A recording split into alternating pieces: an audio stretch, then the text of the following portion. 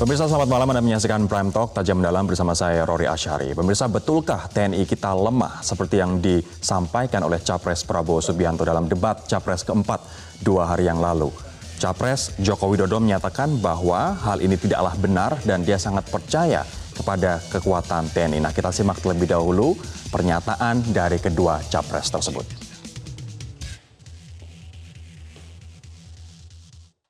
Saya menilai pertahanan Indonesia terlalu lemah, jauh dari yang diharapkan. Kenapa? Karena kita tidak punya uang. Karena itu kita harus menjaga keuangan kita. Kemana keuangan kita? Keuangan kita, kekayaan kita, harta kita tidak tinggal di Indonesia. Karena itu kita lemah. Mau kita diplomasi apa? Sudah saya perintahkan kepada Menhan dan Panglima untuk membangun Divisi 3 yang telah mulai ini bekerja, Divisi 3 Kostra di Goa, kemudian Komando Angkatan Udara di Biak, kemudian Armada 3 Angkatan Laut di Sorong. Ini sudah dalam proses pembangunan dan segera akan jadi.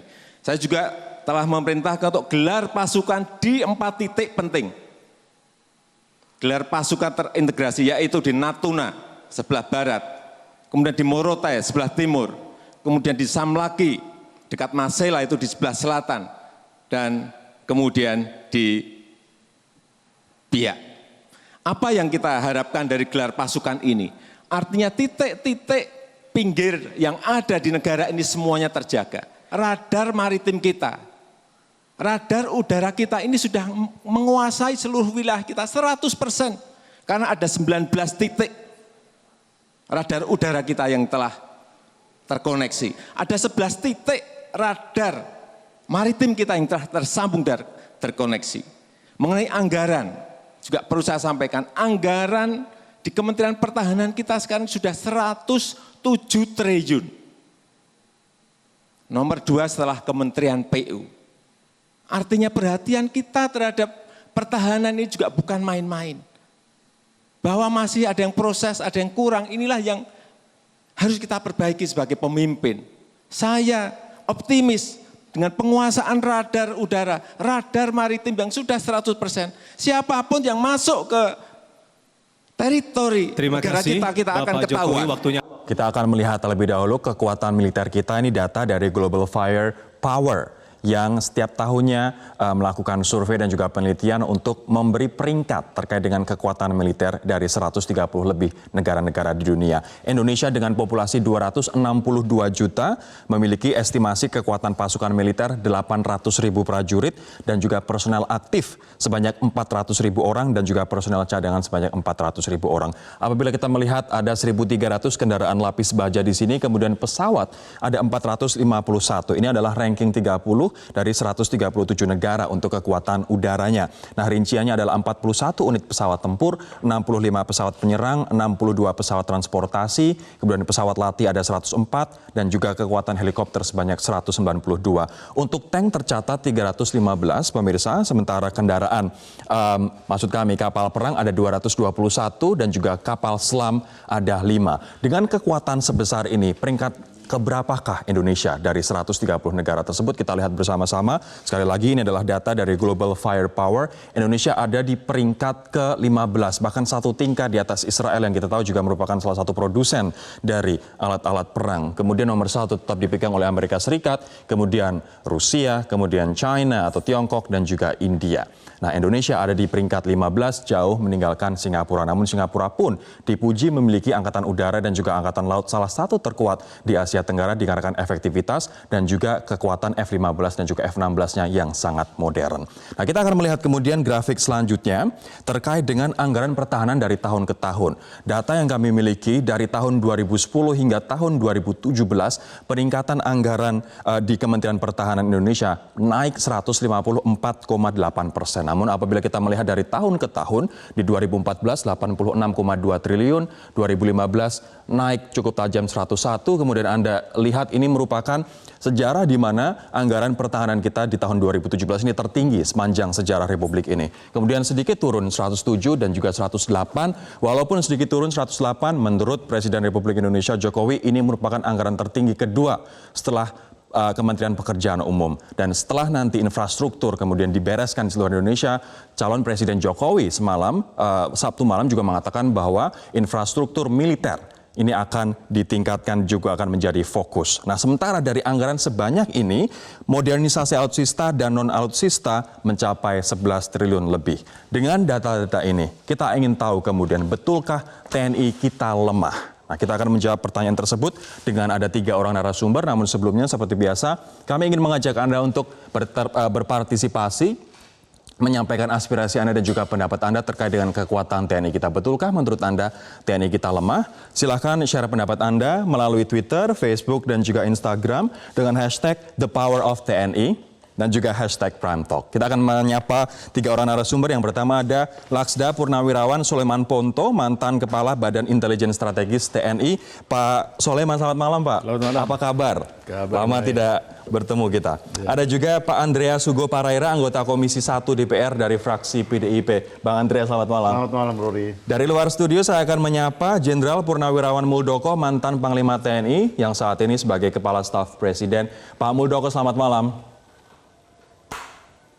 Selamat malam, terima kasih.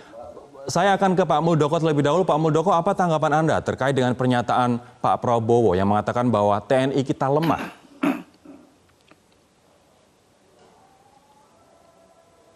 Hilang ya? Hilang ya?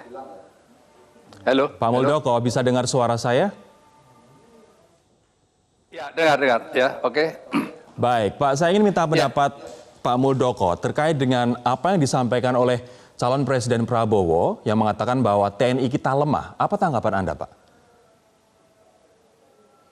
Ya, saya pikir itu sebuah pernyataan yang kurang berdasar ya. Tadi sudah kita lihat betapa kita pada posisi yang cukup baik sementara ini ya. Di ASEAN kita cukup bagus ya, nomor 1, berikutnya di Global Firepower tadi juga dijelaskan, ranking ke-15. Ini sebuah data, bukan kita yang ngarang gitu. Jadi mungkin ya Pak Prabowo melihat kekuatan TNI beberapa tahun yang lalu. Tetapi setelah TNI memasuki Renstra kedua 2014-2015 dan di situ ada program MEF, Minimum Essential Force, itu betul-betul kekuatan militer kita itu membeli alutsista yang memiliki teknologi yang sangat mutakhir ya. Jadi menurut saya itu pandangan yang tidak tepat ya. Kalau Anda tadi mengatakan tidak berdasar dan Anda tadi juga mengatakan bahwa kita sekarang sudah ada minimum essential force. Apakah kita sudah mencapai level itu, minimum essential force?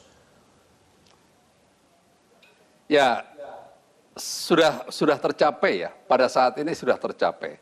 Untuk itu TNI akan menentukan program baru tentunya. Di dalam upaya pengembangan kekuatan yang tersebar seperti Pak Jokowi tadi sampaikan, Pak Jokowi memikirkan pembangunan dimulai dari pinggiran. Ternyata bukan saja pembangunan infrastruktur, tetapi pembangunan kekuatan militer juga dipikirkan. Bagaimana membangun titik-titik terluar yang menjadi penyangga utama. Dan ini dilaksanakan. Sehingga sekali lagi bahwa menurut saya ya, apa yang dikatakan oleh Pak Prabowo sudah tidak tepat lagi kalau dilihat dengan kondisi yang sekarang ini begitu. Baik. Saya akan ke Pak Soleman sekarang. Pak Soleman, kalau misal dibandingkan dengan negara tetangga, Singapura dan juga Malaysia, kekuatan militer kita ada di mana sebenarnya, Pak? Sekarang ini kan kita yang tertinggi di ASEAN. Jadi memang tertinggi dari segi jumlah, tapi kalau dari kekuatan apakah juga tertinggi, Pak Soleman? Kekuatan pun sudah tertinggi. Pasti jumlah itu relevan dengan kekuatan. Seperti Singapura kecil, kita dengan jumlah segitu dimasukkan ke sana kan sudah bisa dilihat. Tapi bagaimana dengan Anda melihat misalnya ada fakta misalnya negara-negara Commonwealth. Apabila salah satu Singapura atau Malaysia misalnya diserang, kemudian negara-negara Commonwealth akan membantu begitu. Sementara kita tidak ada fakta seperti itu. Apakah ini kemudian mempengaruhi kekuatan kita sehingga mungkin Pak Prabowo berpikir bahwa kita tidak terlalu kuat jika dibandingkan dengan negara-negara tetangga, Pak? Itu kan kalau kita berpikir face to face zaman-zaman dulu ya. Tapi dalam sekarang ini kan tidak akan lagi ada seperti itu, face to face langsung serang menyerang. Sekarang ini kan kita sudah masuk ke cyber attack ya, sudah sampai ke sana dan kita sudah mempersiapkan itu. Sehingga kalau hitung-hitungannya masih seperti hitungan itu, saya kira itu sudah masa lalu. Masa sekarang ini sudah mulai dengan kita harus mempersiapkan dengan cyber attack dan kita sudah mulai mempersiapkan itu. Apakah Anda melihat sebagai mantan Kabais TNI, Pak Prabowo dalam debat semalam ingin mempersiapkan infrastruktur itu?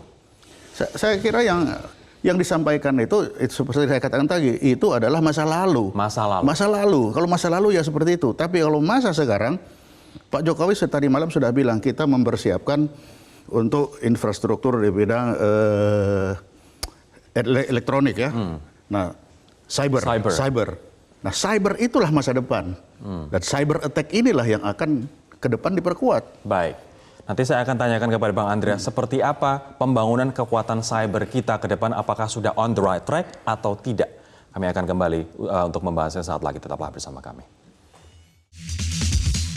Saya sekarang akan ke Bang Andreas. Bang Andreas, kalau dari tahun ke tahun anggaran Kementerian Pertahanan kita meningkat, 2017 tertinggi, tahun 2019 ada 108,4 triliun. Kemana sebenarnya uang itu dibelanjakan? Apakah memang untuk perawatan alutsista kita, modernisasi, atau memang sebenarnya untuk habis untuk gaji?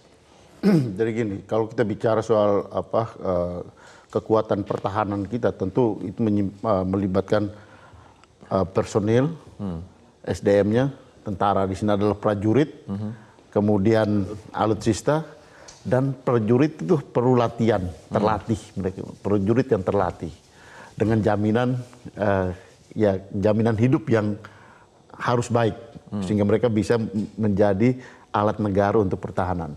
Sehingga komponen daripada untuk anggaran pertahanan itu untuk ke seluruh komponen itu. Nah, ada bagian mana porsi yang paling besar, Bang Andreas? Iya, kita lihat bahwa untuk kepentingan pembelanjaan alutsista kita itu mengambil porsi yang paling besar. Oke. Dan berapa itu dari 108, Bang? Anda kan yang membahas dengan pemerintah nih. Berapa?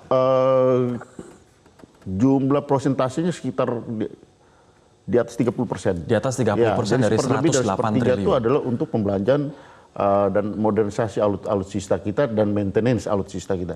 Dan itu kita lakukan tiap tahun mengalami peningkatan menuju pada angka 250 triliun sebagai baseline daripada minimum essential force tersebut gitu. Dan ini artinya kalau baseline minimum essential force 250, kita sekarang 108 per tahun, artinya belum mencapai. Kita belum mencapai. Kita harus akui kita belum mencapai. Tapi karena ini negara besar gitu. Menjaga Indonesia yang besar ini kita butuh ini anggaran pertahanan yang juga besar. Tapi kalau mengatakan argumentasi Pak Prabowo mengatakan bahwa kita rapuh, kita lemah, itu sebenarnya tidak punya dasar apa-apa gitu. Karena ya ketika beliau menyampaikan bahwa pertahanan kita lemah, kemudian dasar mengatakan lemah bahwa ini karena uang kita lari semua ke luar negeri. Ini tidak punya dasar argumentasi yang kuat. Karena kita bicara soal tadi Pak Muldoko sampaikan, kita bicara soal data. Buktinya kekuatan pertahanan kita itu 15 besar dunia.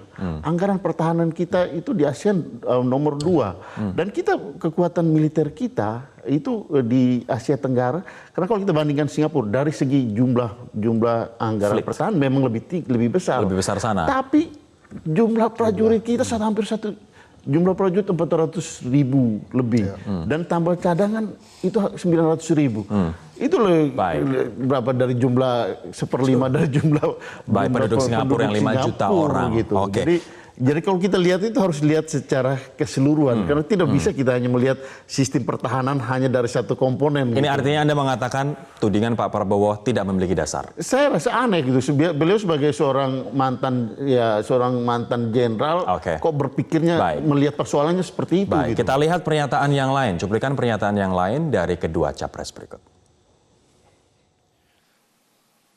Saya pengalaman Pak di tentara, budaya ABS banyak Pak. Kalau ketemu Panglima, siap Pak, aman semua Pak, terkendali Pak, radar cukup Pak. Pak, tidak benar Pak, tidak benar. Jadi itu aja Pak, saya tidak menyalahkan Bapak. Ini budaya Indonesia, ABS, iya, ABS. Jadi mohon kita kaji, pertahanan sangat penting. Kita tidak mau mengancam siapapun, tapi kita lemah Pak. Saya melihat Pak Prabowo ini tidak percaya pada TNI kita. Saya yang sipil, saya sangat percaya kepada TNI yang kita miliki. Sangat percaya. Karena misalnya yang seperti tadi saya ceritakan di Natuna, saya lihat sendiri kok dibangun di sana, di Sorong juga sudah mulai dibangun. Saya cek, ada benar barangnya. Tetapi yang paling penting menurut saya dalam rangka masih kurangnya anggaran pertahanan kita, ya kita bangun dengan cara investasi di bidang alutsista. Saya kembali ke Pak Muldoko. Pak Muldoko, betulkah ada budaya ABS di militer kita, Pak?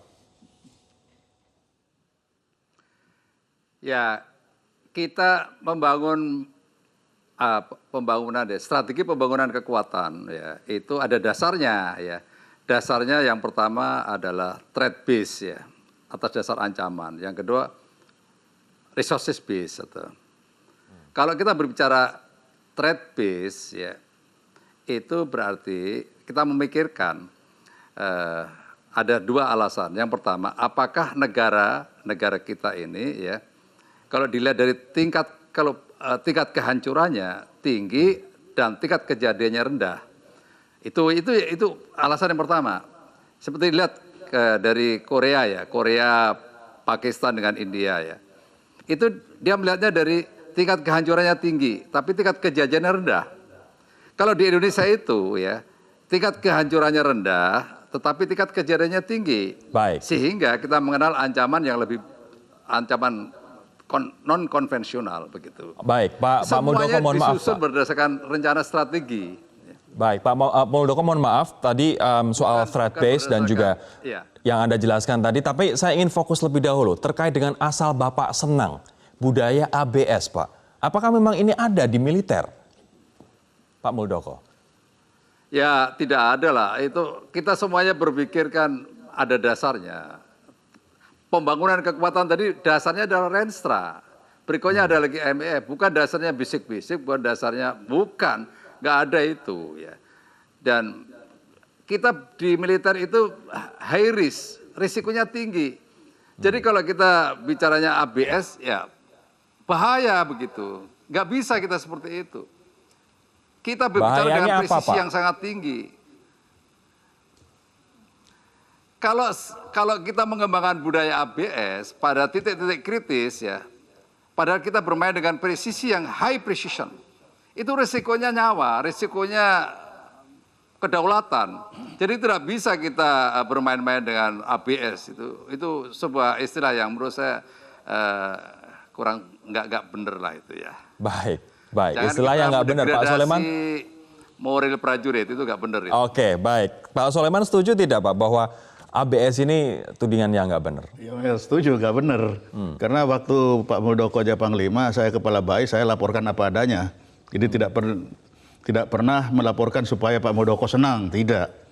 Jadi apa adanya, bagus kita bilang bagus, jelek kita bilang jelek. Dan apakah itu juga kemudian dilaporkan ke Presiden apa adanya? Ya apa adanya, harus apa adanya supaya semua tahu. Kalau semua tahu maka semua akan bertindak dengan baik. Tapi ada prediksi di mana Pak Jokowi mengatakan bahwa dalam 20 tahun ke depan tidak akan ada invasi negara asing ke Indonesia. Dan Pak Prabowo mengatakan, wah ini kesalahan besar. Dari mana info ini bahwa invasi bisa datang kapan saja tanpa tanpa kita duga begitu. Jangan-jangan ini yang membisiki yang salah. Betul? Yang membisiki yang salah, Pak? Enggak, tidak betul. Saya sependapat dengan Presiden bahwa 20 tahun tidak akan ada invasi. Karena seperti saya bilang tadi, dari sekarang ke depan, Yang seperti masa lalu itu sudah tidak akan ada. Yang ada itu sudah cyber attack. Ini artinya perang-perang Jadi konvensional sudah tidak akan ada ke depan. Bentuk cyber attack-nya akan seperti apa, Pak bentuk cyber Sulaiman? misalkan tiba-tiba lampu ini mati saja. Banyak bisa bayangkan kalau tiba-tiba listrik ini langsung tiba-tiba mati. Dimain-mainkan, dinaikkan voltase dan terbakar. Saya kan menyebut sabotase, Pak. Nah, itu kan Contoh. sabotase itu kalau manusianya itu datang melaksanakan itu. Tapi bagaimana itu kalau dia laksanakan dari sebuah HP ini? Apakah ancaman ini kemudian ada dalam waktu dekat, menengah? Oh, sudah panjang? ada, sudah ada. Sudah ada. Sudah ada. Oke. Jangan dianggap itu tidak ada. Kita bermain-main ini sudah. Jadi kita sekarang bicara tidak perang Kita tidak bermain, konvensional, tapi di itu sini kita solasier, bermain. sekarang Ya, adalah ini. cyber attack. Ini Bang cyber Andre, Anda attack. ingin komentar soal ABS, Bang? Ya, pertama kalau organisasi seperti TNI itu berdasarkan membangun kultur, membangun budaya ABS seperti yang disampaikan oleh Pak Prabowo tadi udah lama hancur. Karena ini kita militer ini kan profesional. Tadi Pak Muldoko jelas menyampaikan kalau hanya menyampaikan berdasarkan asal Bapak senang, asal gimana bos suka, saya kira sudah lama militer kita berantakan. Yang saya tahu bersama dengan teman-teman di Komisi 1 dengan TNI maupun Kemhan, kita berdebat berdiskusi di dalam setiap kali rapat, termasuk pembahasan-pembahasan yang menyangkut hal-hal teknis yang berkaitan dengan pertahanan kita gitu. Jadi tidak ada istilah asal Bapak senang. Karena semuanya kita bicara di dalam kontrol termasuk oleh DPR. Baik, kami akan kembali teman-teman setelah jeda berikut ini. Pemirsa tetaplah bersama kami. Jadi kalau kita membangun divisi ketiga, tapi pelurunya nggak ada, untuk apa kita bikin divisi ketiga? Markas bagus, nggak bisa perang. Jadi saya tanya Pak Jokowi, apakah briefing-briefing yang Bapak terima ini perlu atau tidak untuk dikaji kembali? Sudah saya perintahkan kepada Menhan dan Panglima untuk membangun Divisi 3 yang telah mulai ini bekerja, Divisi 3 Kostra di Goa, kemudian Komando Angkatan Udara di Biak, kemudian Armada 3 Angkatan Laut di Sorong. Ini sudah dalam proses pembangunan dan segera akan jadi. Saya juga telah memerintahkan untuk gelar pasukan di 4 titik penting. Gelar pasukan terintegrasi yaitu di Natuna sebelah barat, kemudian di Morotai sebelah timur, kemudian di Samlaki dekat Masela itu di sebelah selatan, dan kemudian di Biak. Saya ingin kembali ke Pak Muldoko. Pak Muldoko, betulkah kondisinya adalah kita membangun divisi 3 tapi tidak ada uangnya, Pak?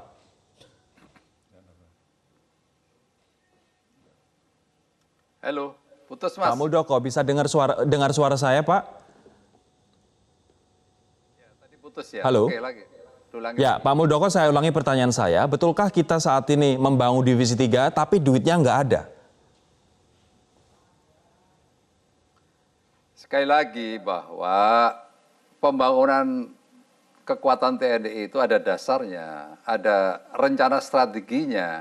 Jadi semuanya itu bukan RBT, itu bukan rencana bangun tidur, tapi semua direncanakan secara strategis. Ya. Jadi kalau itu bagian dari rencana strategis, maka pendanaannya seperti apa dan seterusnya sudah direncanakan dengan baik. Tidak mungkin kita melakukan sesuatu akhirnya tidak menghasilkan sesuatu. Ini menurut saya juga perlu diluruskan begitu ya. Dan betulkah sebenarnya kita kalau misalnya mau perang, markas kita bagus, tapi sebenarnya kemampuan perang kita nggak ada, Pak. Saya minta penanggapan ini karena ini seolah-olah TNI kita tidak memiliki toothless, begitu tidak memiliki kekuatan apa-apa, tapi markasnya begitu bagus. Enggak lah, kekuatan militer kita itu diakui oleh dunia ya. Kita sebagai contoh saja, kita lomba tembak di Asam ya, dan di Asap. Kita selalu nomor 1 ini berturut-turut, gak ada yang bisa ngalahin ya. Itu pesertanya negara-negara besar juga ikut di situ, ada Amerika, ada Inggris ya. Tapi gak ada yang bisa ngalahin kita. Ini salah satu indikator bahwa prajurit kita itu terlatih, ya. Dan latihan sekarang itu latihan yang terstruktur ya, bertahap, bertingkat dan berlanjut. Nggak ada latihan yang berhenti-berhenti kalau lagi dibutuhkan, enggak. Kita nggak ada hari tanpa latihan ya. Itu sebuah budaya yang kita lakukan di asrama-asrama. Jadi tidak benar kalau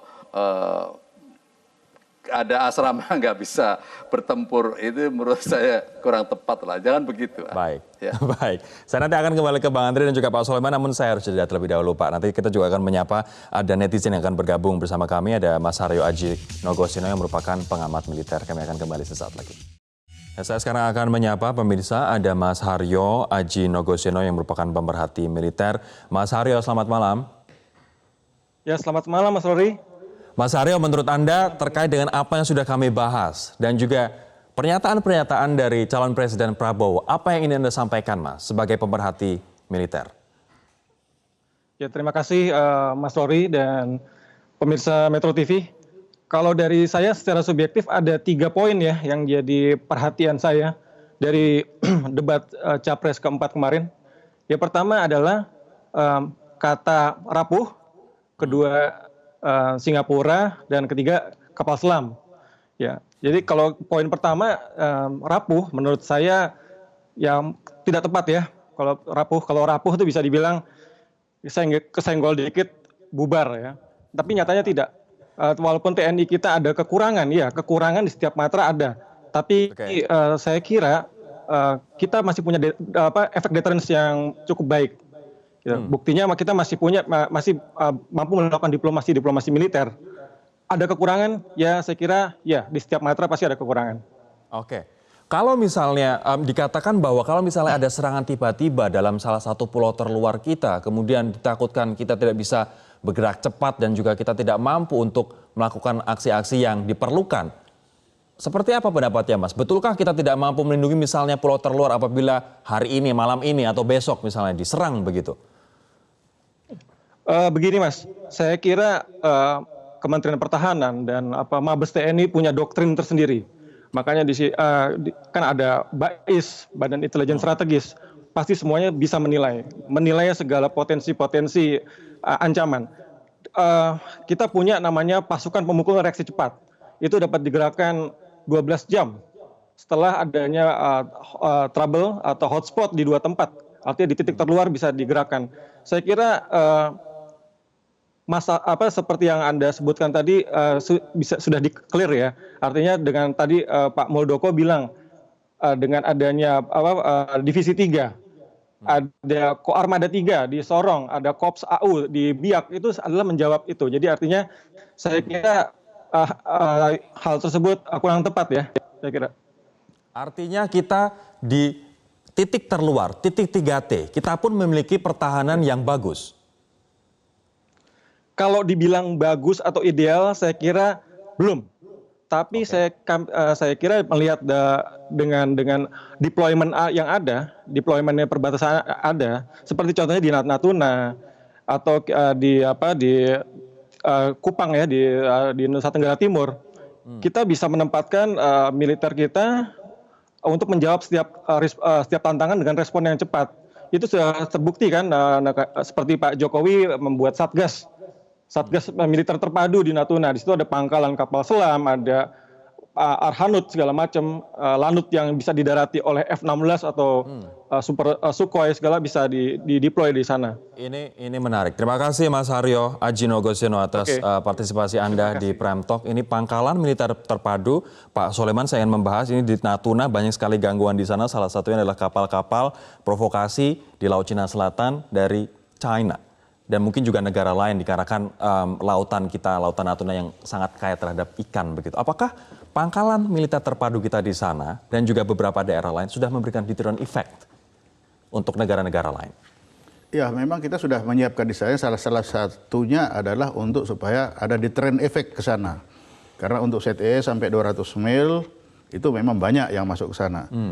Jadi apa yang disiapkan ke sana itu untuk percepatan. Kalau Angkatan Laut Bidah itu pangkalan Aju, apabila sesuatu terjadi di sana, kita sudah siap untuk menuju ke laut sana itu. Seberapa siap Pak untuk kita mendeploy fleet kita misalnya, military fleet? Kita Angkatan Laut saja itu tiap bulan itu tidak pernah kosong, laut itu ada terus-menerus, sehingga apabila terjadi hari ini pun itu sudah siap, karena kita tiap hari siap di laut. Artinya tudingan apabila ada satu titik terluar kita yang diserang kemudian kita tidak siap itu tidak benar. Oh, tidak benar, kan saya pernah di laut, jadi tahu bagaimana tiap hari kita menggergaji laut. Oke, mantan Kepala Bais TNI. Baik, kita akan kembali sesaat lagi. Saya nanti akan tanya Bang Andreas terkait dengan gelar pasukan terintegrasi di 4 titik, Bang. Apa fungsinya dan sejauh ini seperti apa implementasinya? Kami akan kembali sesaat lagi. Bang Andre, terkait dengan gelar pasukan di 4 titik yang disampaikan oleh Pak Jokowi dalam debat Sabtu malam. Yakinkan kami bahwa gelar pasukan ini adalah bagian dari kita menjaga titik terluar dari NKRI, 3T? Ya, pertama saya lihat bahwa Pak Jokowi dia paham tentang bagaimana menjaga NKRI ini dari aspek pertahanan. Sehingga beliau menjelaskan pentingnya gelar pasukan itu. Ibaratnya kita menjaga rumah, titik-titik penting yang strategis dari sebuah rumah itu harus selalu dalam pengawasan. Meskipun ya kita memprediksi bahwa tidak akan terjadi perang, tapi doktrin daripada militer itu harus selalu siap. Ya bersiap-siaplah untuk perang sehingga tidak terjadi perang. Di sini kita bicara soal deterrent effect. Jadi ya sehingga latihan militer ini untuk deterrent effect itu juga. Jadi deterrent effect ini harus memberikan ini sign kepada pihak lain supaya jangan ganggu kami, jangan main-main dengan Indonesia. Sebelumnya tidak pernah ada latihan gelar militer di titik terluar. Ada terus. Dan di sini kan Pak Jokowi menjelaskan tadi 4 titik itu. Ya karena kita didukung oleh tadi yang tidak disinggung, tapi ketika debat kemarin Pak Jokowi singgung soal menjaga, kita punya radar dan itu 16 titik di wilayah NKRI ini yang mempunyai radar yang bisa meneropong dari semua aspek gitu. Sehingga di mana-mana ketika ada ancaman yang masuk ke wilayah ini sejak dini sudah bisa dideteksi gitu. Baik. Dalam pengalaman kita selama ini, kita lihat beberapa kali terjadi ada pesawat tempur dari negara lain yang lewat, itu langsung dikejar. Langsung dikejar dan kemudian digiring untuk turun. Baik. Ini membuktikan bahwa ya pengamanan wilayah kita ya relatif bisa kita pertanggungjawabkan dengan kekuatan pertahanan kita. Terakhir saya akan ke Pak Muldoko. Pak Muldoko, Pak Jokowi mengatakan bahwa Pak Jokowi masih percaya kepada TNI. Nah, sekarang saya ingin minta pendapat Pak Muldoko, kenapa masyarakat Indonesia saat ini harus percaya pada TNI?